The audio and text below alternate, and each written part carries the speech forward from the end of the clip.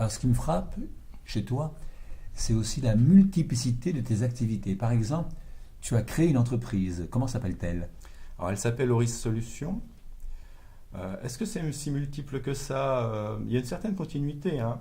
Au départ, on peut dire que c'était de l'informatique, mais en fait, c'est bien plus que cela. C'est de l'économie numérique, c'est un peu de technologie numérique, c'est des changements d'usage chez les gens, mais il y a aussi des liens avec ce que j'ai pu faire avant.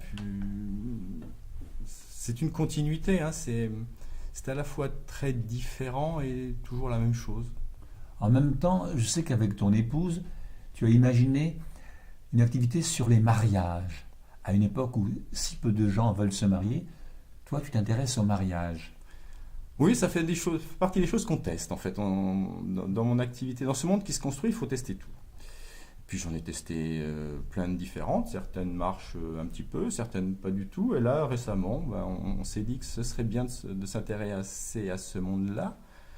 Et donc, on a créé un ensemble comment dire, un espace numérique du mariage sur Brest, dont l'objectif est de regrouper les acteurs aujourd'hui qui justement ont du mal à passer dans ce nouveau monde. C'est des activités très traditionnelles, hein. Ce sont des restaurateurs, des loueurs de salles, des joueurs de musique, des vendeurs de robes.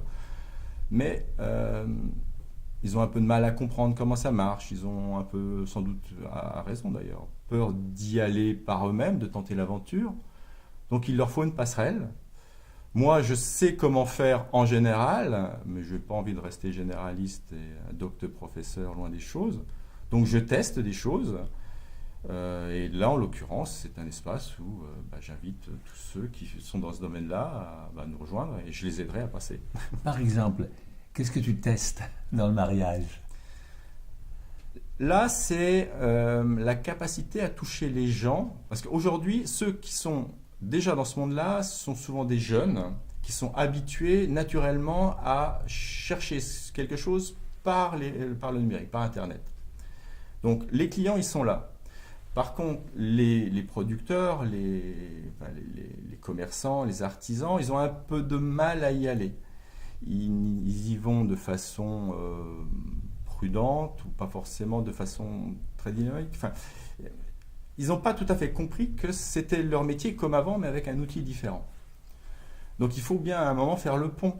Moi, je sais aller capter les gens qui cherchent. Il faut simplement pouvoir les amener avec les gens qui produisent en face.